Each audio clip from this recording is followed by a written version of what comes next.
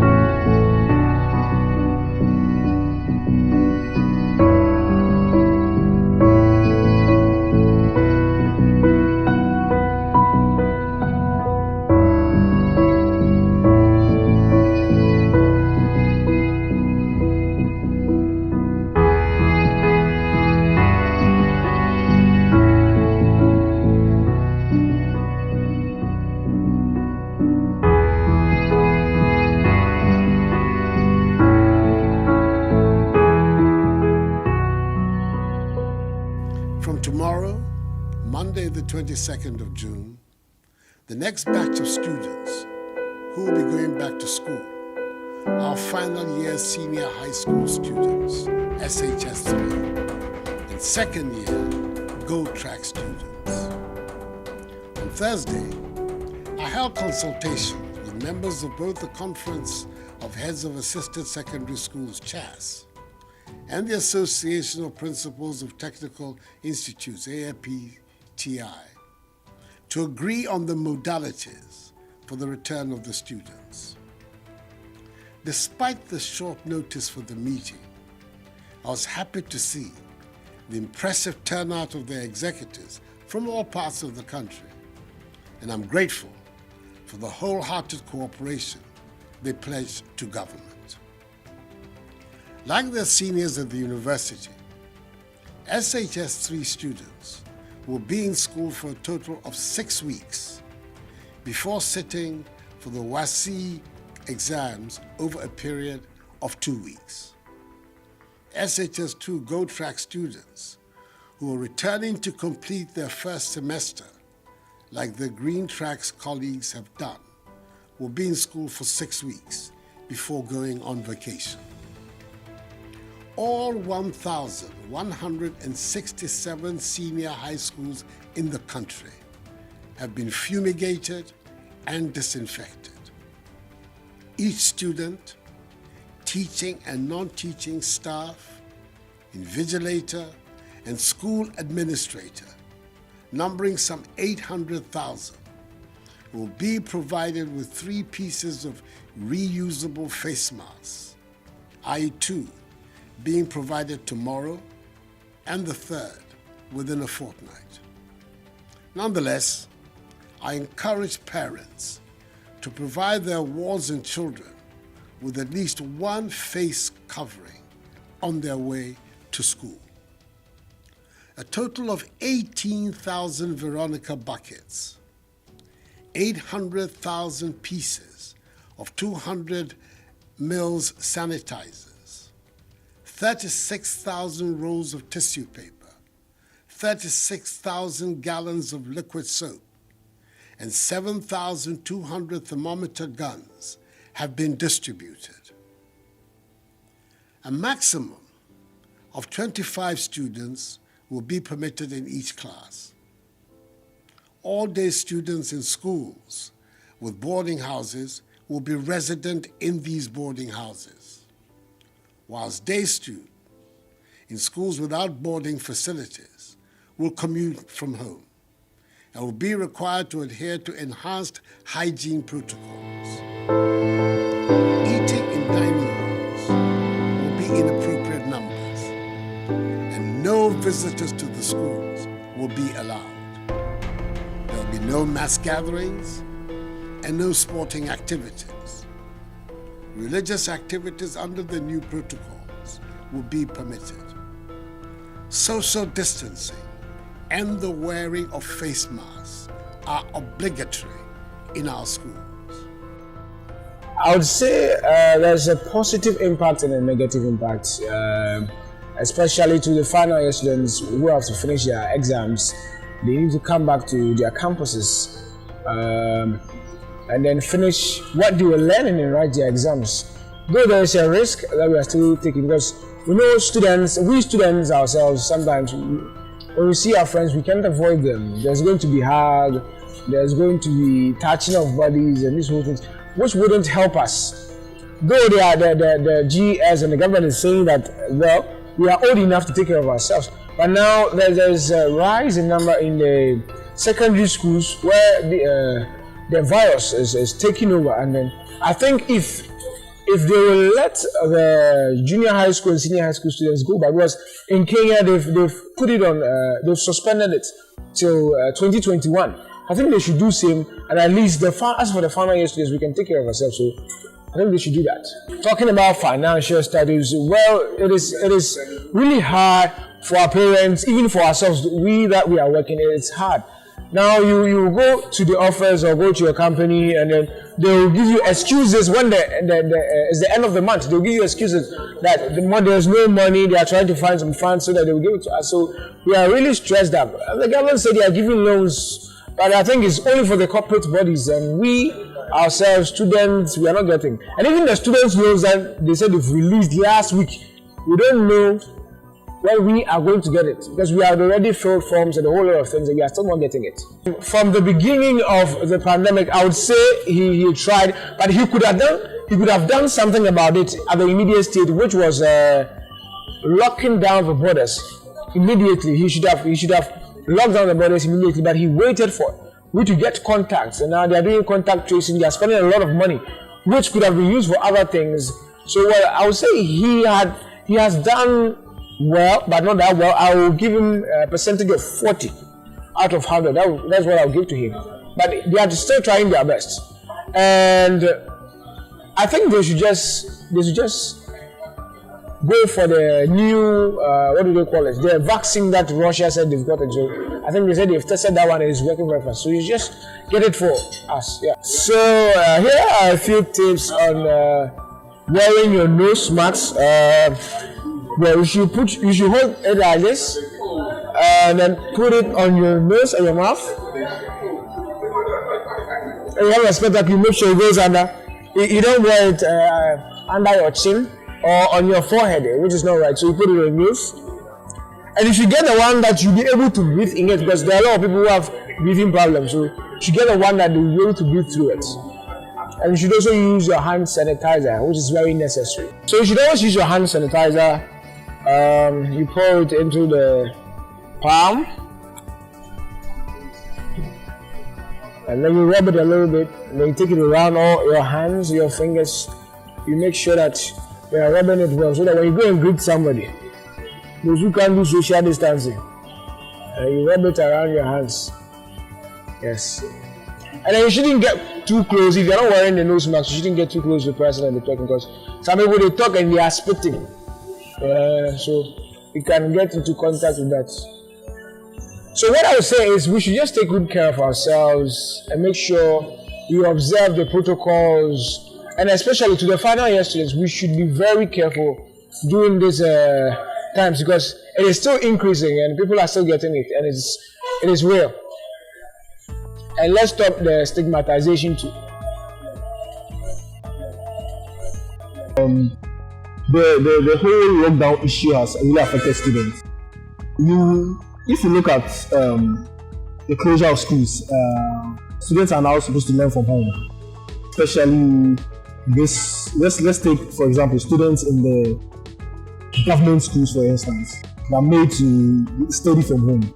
Those in the private sectors, the Northridge, the Richard, those big schools, they can have their online studies just by taking their laptops, opening it, going online, having their classes. Right now we have Zoom and other forms of video call, which can actually help them. But let's look at those in the government sectors, okay, or in the government schools. How many of these students have laptops? So the question is, how can such a student or students actually take part in this online class? So in terms of education, I would say it has really affected students. Academic progress has now been very slow. Some are home actually studying through the online courses.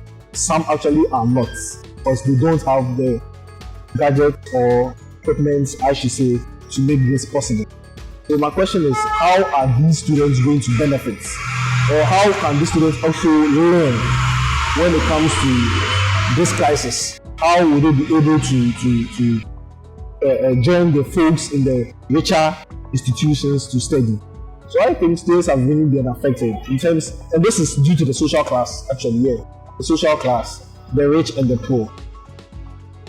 Obviously, the rich have all the resources, the poor don't. So when it comes to students, I would say it's going to benefit some and not all. So those in the elite schools are going to be at advantage, and those in the less privileged or the government schools, or we call Saito schools, they are really going to suffer from this. So that's what I can say. So in terms of students, I would say it's a two-way affair. Some are affected, some are not. So that's what I can say with regards to students. With the state, I would say during the lockdown, our president closed down some institutions. We noticed restaurants were closed, I think hotels, and some working. I can't really remember the institutions or the kind of jobs, occupations that were not allowed to operate. But in some way, somehow, let me use nightclub owners as a case study. Okay, if my source of livelihood is by running a club, and now due to this coronavirus, my club has been shut down. Now the question is, how do I raise revenue? How do I make money? Because now I can't work. My nightclub has been closed, and no money is coming in, and actually money is not going out because those are employed. How do I pay them? My bouncers, my DJs, the waiters. All these people will be affected because now jobs are closed. The nightclub is closed. They have to go home automatically. So in terms of these people, these working class people, they have to sit at home. And now the question is, how do they raise money? What if one of them what if they have kids they are supposed to take care of, pay fees and others? How do they do this? So on the state, yes, some offices are closed. Right now, schools are open, yes, but only final years, limiting the number of students attending. And if there are no schools, there are no fees actually. So that's the whole. And on the individuals are those working, the working class, those who have been employed to work in these institutions. We don't have work to do anymore because now that's to sit at home and actually wait for the pandemic to be over before they can actually start work. So on the individual, I think monetarily, like, they're going to suffer. They're really going to suffer because once there's no work, there's no pay. If there's no pay, that's it. They're going to suffer. They're going to struggle. With government's contribution to Covid'19, I would say, well, they have put in some measures. But I would say it's late.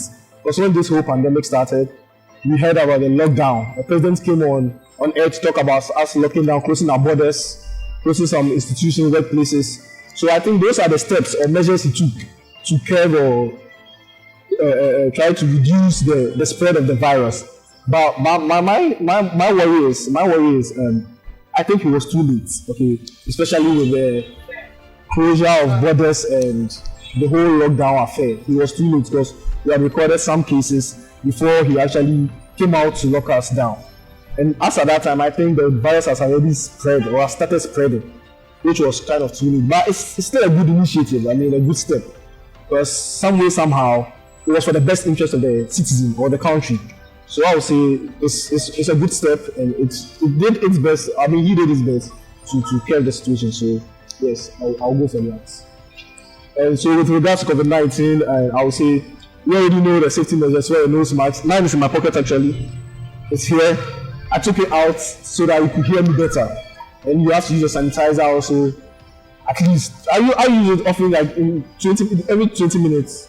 I apply it. So I think you should try it too. It's good just to help get the whole situation so that things can go back to normal and we'll have our lives back.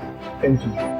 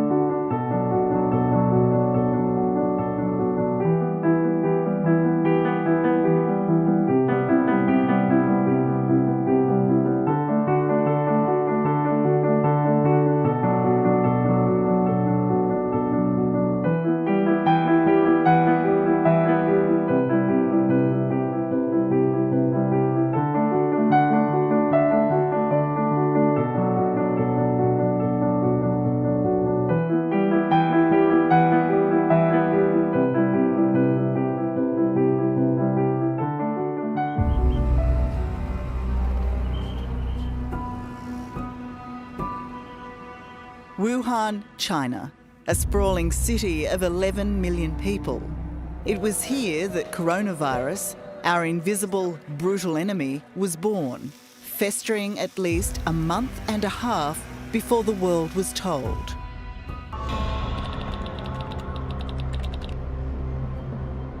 Wuhan, mid-November, and first cases of a strange new flu start surfacing. From early December, Chinese authorities say the new virus has arisen from a local live fish and animal market. They're adamant it's not SARS or anything like it. Anyone who suggests otherwise is suppressed. On New Year's Eve, an official announcement. The closure of the wet market has stopped the spread of the disease and there is no evidence of human-to-human infection of the virus. But as you'll see, that was not true. A group of senior doctors at Wuhan Central Hospital was becoming more and more terrified by the cases they were seeing. Chief amongst them was Dr. Li Wenliang, the whistleblower who first tried to warn the world. On January 7, a week after they identified the flu as a new coronavirus strain, Chinese officials informed the World Health Organization. But they advised that with just over 40 cases, they had it in hand and that it couldn't be transmitted from person to person. We believe that they can also contain it. The truth is, the epidemic was doubling in size weekly, and China knew it was being spread by human contact. It's just the rest of the world was kept in the dark. They're fighting a war here and they're losing. The sheer numbers of people succumbing to the coronavirus is overwhelming every hospital in northern Italy. The staff are working flat out trying to keep these people from deteriorating further. They're trying to stop them from dying. This isn't an intensive care unit, it's an emergency ward. The ICU is full. People have only just arrived here and they're in terrible shape. This is an absolute constant. This killer pandemic is virtually out of control. The patients are literally gasping for air.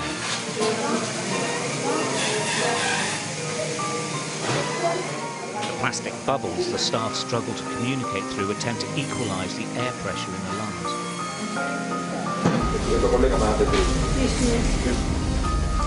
Nobody expected this. Nobody thought they'd be treating so many so quickly. And it's not like flu. It is chronic pneumonia, and it is killing hundreds each day. I'm a doctor for the NHS. I've been working with the NHS since 2018. And I was a pregnant doctor working during the pandemic at the time. And I'm here today because I think it's very important we bring the truth out. There have been a lot of errors during the pandemic, and it's cost human lives. A lot of people have died senselessly. When the pandemic happened earlier this year, I saw it go through all the different countries, and a part of me believed that our country will be prepared. We're a leading country in a lot of areas, especially in the field of science and medicine. So I thought nothing could go wrong in Great Britain. And I had faith in the government. I had faith that they would protect doctors and healthcare workers so that we could protect our patients. They're not showing us how many healthcare workers have been ill in ITU. They're not showing us how many domestic cleaners have died. They're not showing any of that. I am not allowed to speak to anybody in the media, and that made me very upset.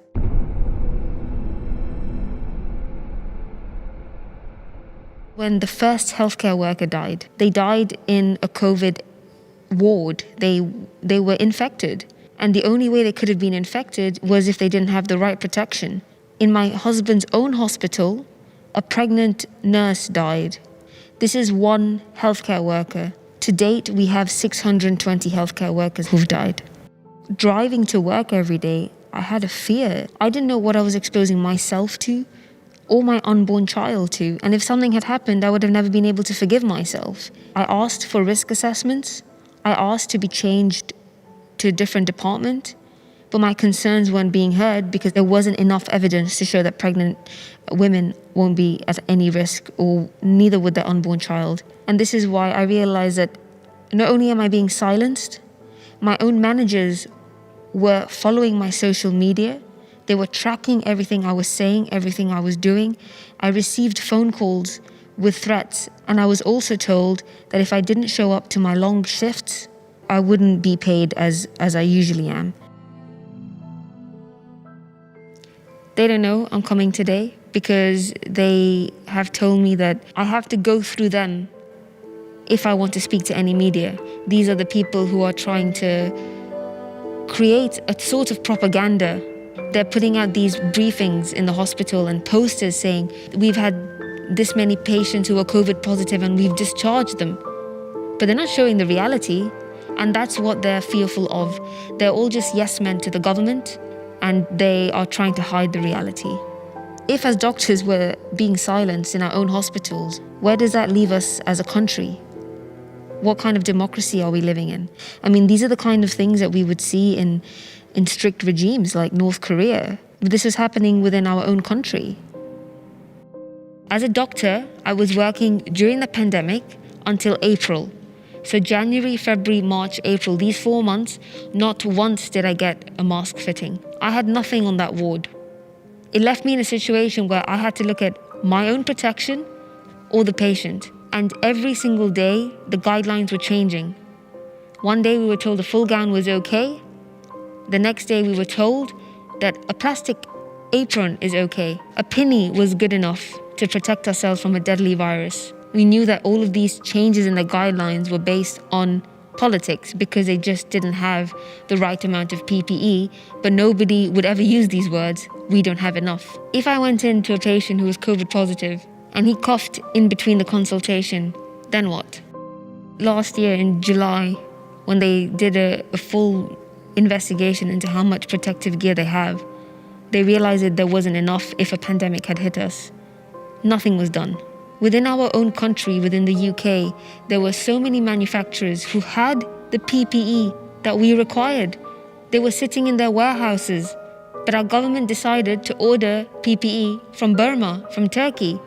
And when they came, they were also faulty.